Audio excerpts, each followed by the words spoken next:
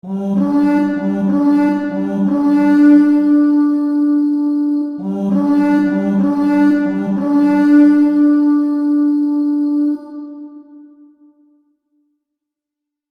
my brothers and sisters of the Order, welcome back to the Order. I am Celtic Templar, and welcome back to another Fantasy Friday video. And for this type of video on today, we're actually going to be covering, yes, the Fire Nation. Now, this one I kind of wanted to do a while, because the Fire Nation is technically one of my favorite groups other than the Earth Kingdom, but you see my point. Now, I decided to take a very deep look at their armor and equipment, and upon overlooking their armor and equipment, it apparently is incredibly similar to some historical items.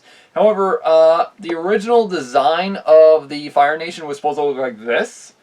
I'm kind of glad they switched it around because it kind of looks a little better than it does with this, because though they were inspired with this version from historical Japanese style armor, which we can see.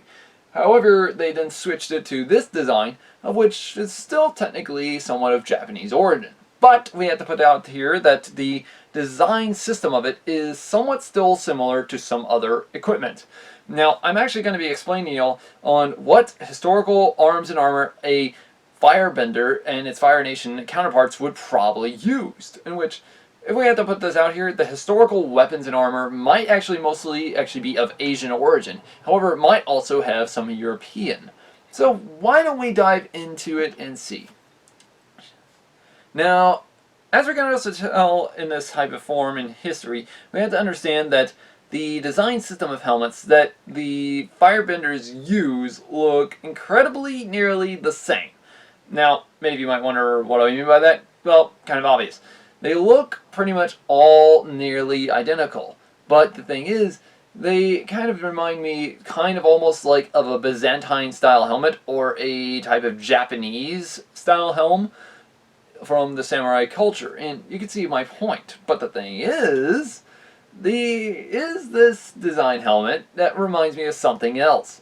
It reminds me of two design helmets from Europe, and that would be the Barbute or Barbuta and the Bassinet. Now, if we had to understand one thing, these two are incredible. Why? Kind of obvious. These two look near identical to the same one, especially the Barbute. Now, the Barbute has that circular design, eye hole design system, and as well the mouth design. Meaning, I can shout the orders to my allies because now my entire head is pretty much covered. But pretty much, though, it does give the fact that this design helmet also has a faceplate design, which Barbutes were known to have a type of design faceplate along with the said bassinet, like this. However, this design bassinet is mainly for riding design system.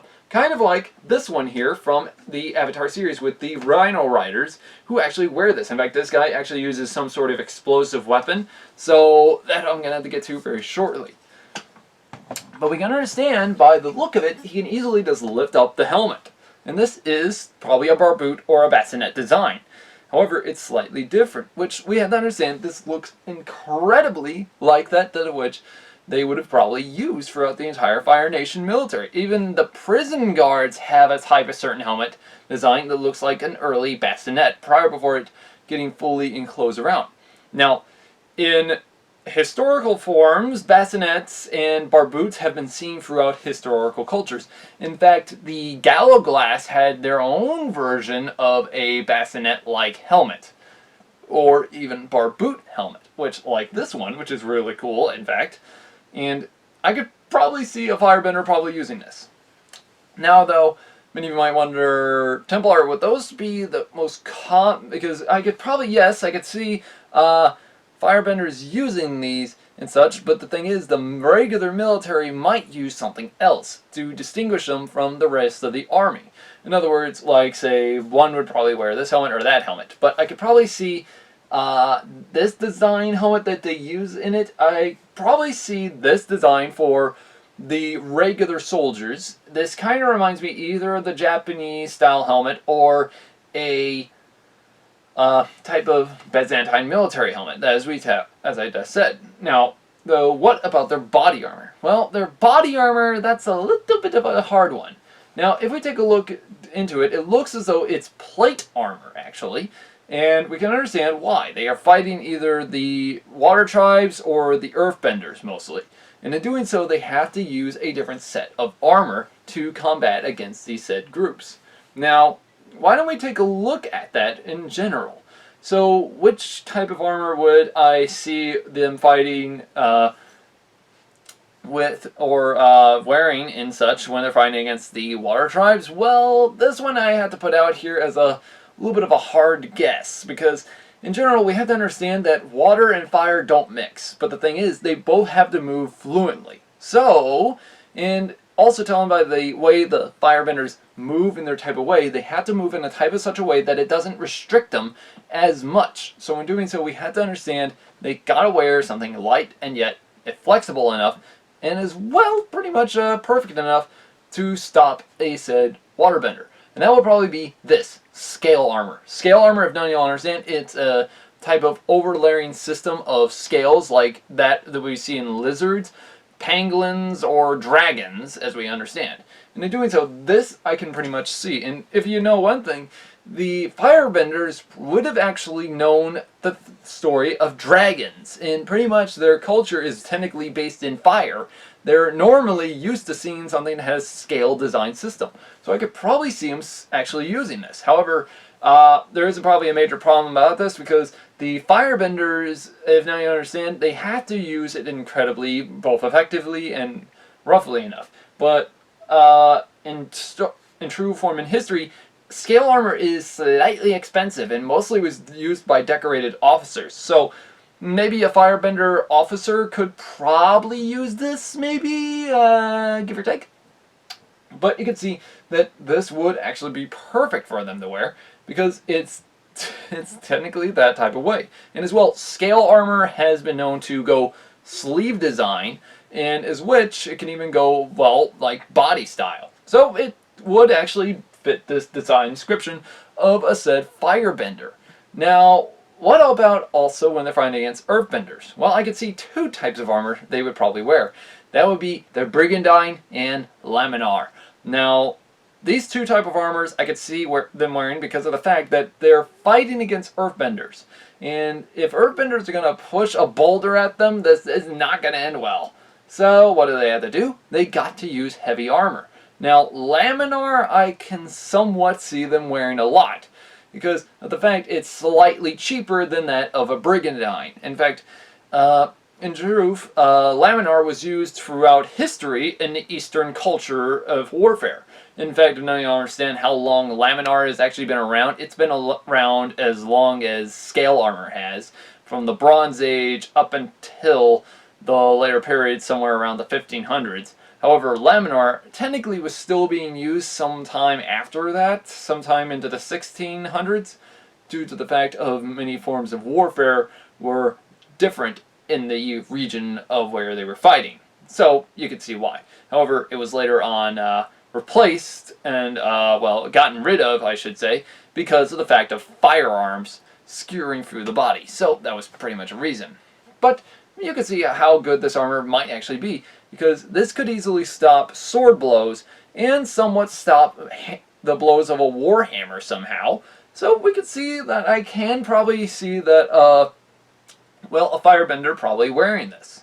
Now, what about also the Brigandine? The Brigandine I could actually see a firebender using also. In fact, this is Shad from Shadiversity, who actually wears his own Brigandine. I'm still technically getting a new set of Brigandine armor for the front design. However, Brigandine plate armor has been used throughout history, or pretty much throughout the medieval period, and we can actually see a massive treasure trove like this at the Battle of Visby, which these are coated plates, or Brigandines and whatever you want to call them, and some of them are of laminar design with their overlapping design plates, which is really cool.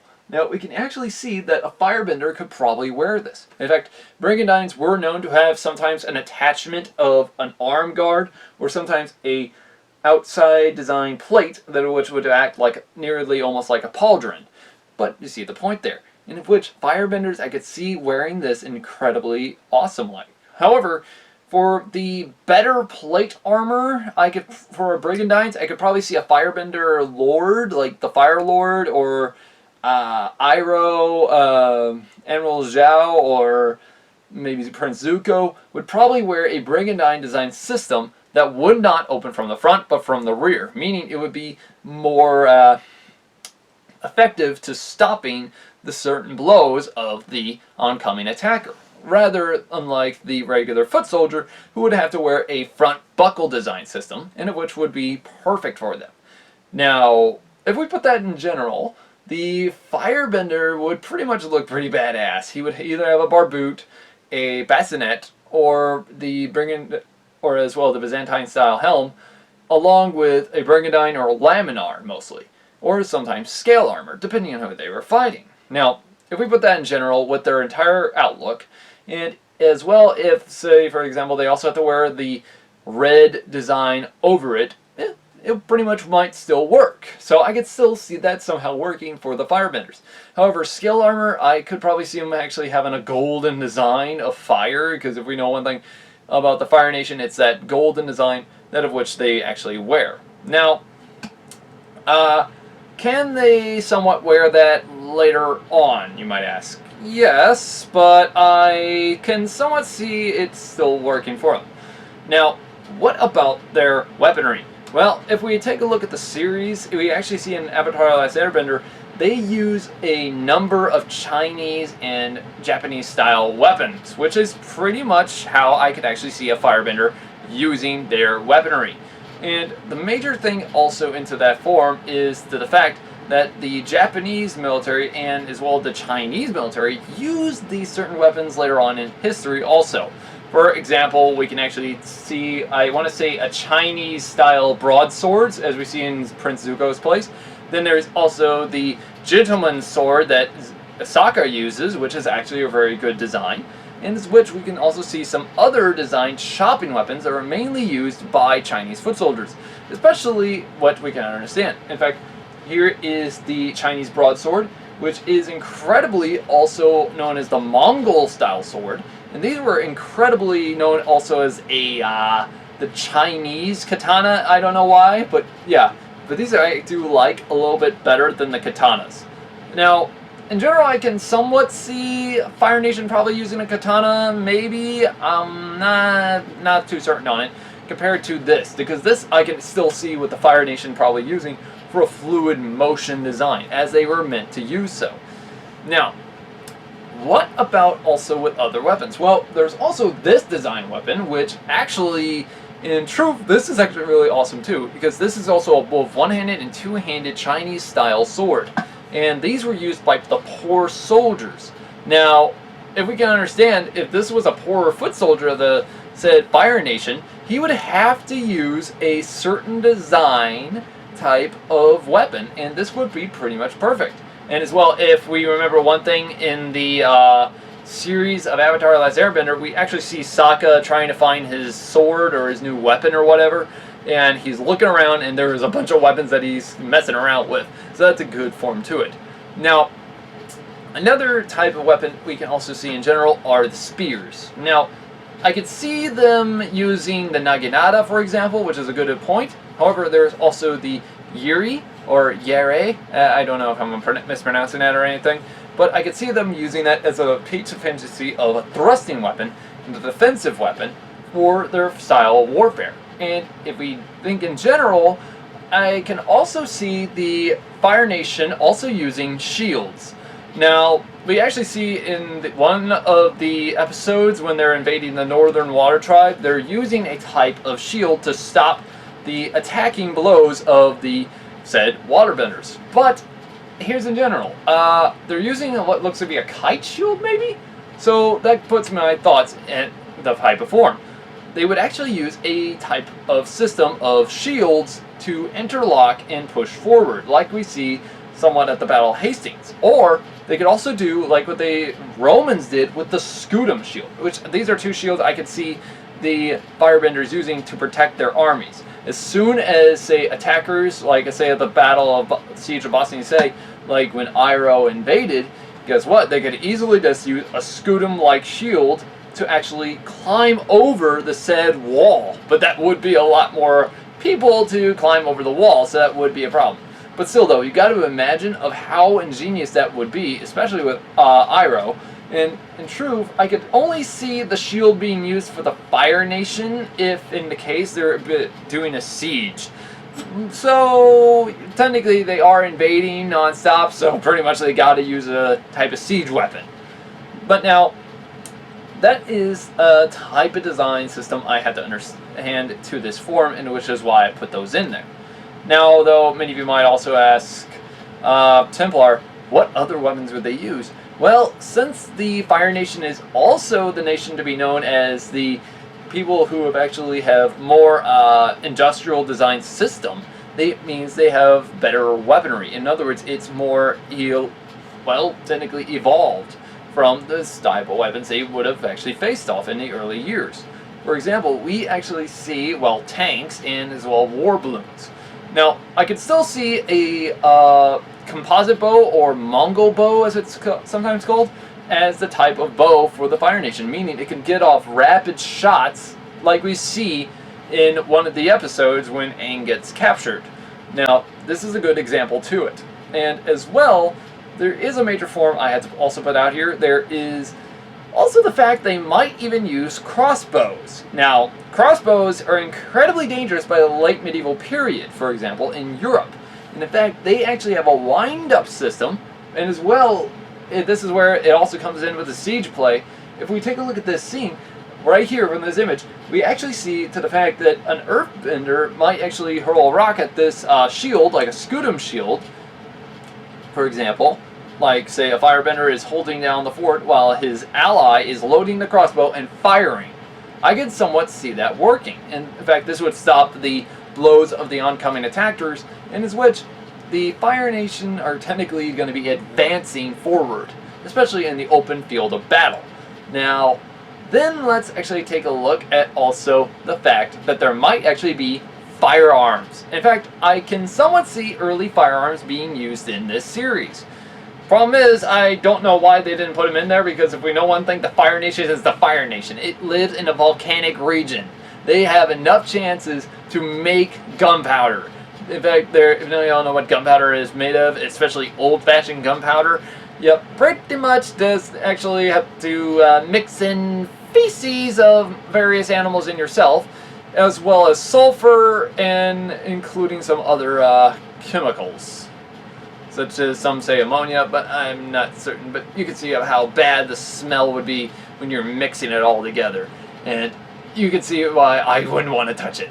But yeah, the Fire Nation can easily just make this stuff, especially also with, charcoal, of which it's incredibly easy to make gunpowder out of this. And the fact is, gunpowder is incredible to the form that of which we can understand. Now, actually, Sokka makes his own version of gunpowder in the said series. So, and when they were trying to pretty much get into, to meet Avatar Roku. But the thing is, the gun I can actually see firebenders using, especially those that can't use firebending. So the Fire Nation would have its regular soldiers have themselves firearms. Now, just imagine that. The shield design system and the firearm mixed in, boom. They fire, and fire. And they use the shield formation to actually push back their said opponents. Now, there is also the fact that they might have also used a type of pole weapon to hold the said gun, like this image. Now, this is of the Slavic kingdom of Russia, or at the time of the Muscovians, as they were also known as, in which we have to understand of Ivan the Terrible using this new form of weaponry against his enemies, using a Bardiche battle axe and a said firearm, in which I could technically see that actually working for the Fire Nation also. But if we think about this, this would make the Fire Nation a complete badass on the battlefield, which is kind of why I wanted to add the fact that if we add the fact that they're going to end up wearing the type of style of those 3 to 4 helmets, as well, they would also wear the design system of armor like laminar or scale or brigandine, that of which is mobile enough and yet light enough they can pretty much use it. But I still see the Fire Nation probably using brigandine or laminar, but I'm mostly believing they would probably wear scale or laminar a lot more, due to the fact it covers pretty much the entire body most of the time. In fact, as you can see in this image, you can easily have your arms, your legs, and your body completely covered, in which it will not hurt you or render you obsolete. And as well, it's actually stated to be more mobile. So we can see why they might actually go with this and scale armor. Now, as well, then we actually put to the fact that they have different design style weapons, such as the medieval glaive, the bardiche, the halberd even, or including that of the naginata, the uni, or even some Chinese style swords. I can still see the Fire Nation using these, and as well, also using firearms and these two type of tower shields, which, if we have to understand, the Fire Nation are going to use a type of system of weaponry, that of which will work. And you got to admit, firearms would have been incredibly dangerous for the said earthbenders to fight up against, especially to the fact that technically the bullets are made out of lead, so earthbenders did not know how to do metal bending at the time. And of which I could also see them actually use cannons, probably to try and take down the walled city of Ba Sing Se, which that would have been kind of awesome, really. But you can understand of how dangerous this would have been for the earthbenders and the waterbenders. So I can somewhat see why the creators of Avatar actually gave them that break, because they didn't want them to be overpowered and destroyed. But you can understand that this type of weapons and gear I could still see them really wearing from historical style equipment. Now though, why would they wear this mostly? Well, kind of obvious. It was a lot easier and a lot better to use. But pretty much that's my best point. And I pretty much thought to myself, firearms would have been a lot easier for them to get, because they live in a region of volcanic areas. And if we think about it, volcanic areas give off the same type of stuff that of which we need to make gunpowder mostly. However, there are different forms today on how to make gunpowder, so it's kind of different. So, but yeah, huge difference between black powder and modern powder, but you can see. But still though, the Fire Nation had to move on a rapid motion, which is why I gave them a type of fluid sword motion. As well, even some Arabic style swords, and maybe even some African style swords, might be a little bit of a help also. But you can see my point. But in general, I would see pretty much the higher ups, such as say generals and commanders, probably wearing the Brigandines in order to protect their bodies. But however, the helmets would probably be somewhat the same. Like, for example, the regular soldiers would probably wear the Byzantine style helm, and including the Japanese style military helm like this. And in doing so, they would also wear, for the firebenders, they would probably wear the bassinet or the barboot, which would give their form. So you can see why I chose this design for them, because I wanted the firebenders to look the way that which I would believe they would look like. And we got to imagine they're actually fighting against other type of cultures to fighting against them. But the major thing I could see the difference was the fact that they now have firearms, and the fact that they're using a tower shield formation to stop said attackers. But we could see that point. Now, in general, this is kind of the best way I could pretty much see the Fire Nation in their form. If y'all actually have any other ideas I could have probably put in this video, please let me know. Anyways, guys, if you wanted me to talk about any type of fantasy type of creature or characters and what type of gear they would have actually used, please let me know in the comments below. If you want to check out more, also check out our playlist on Fantasy Style Fridays. And as well, we can also see more in history. But as well, guys, hopefully you like and subscribe, and as well, click that bell button for notifications, so that way you can stay tuned for our next upcoming video. And as well, also check out our Facebook, that way y'all can actually stay tuned for more. Anyways, guys, this has been Templar. Have a great day.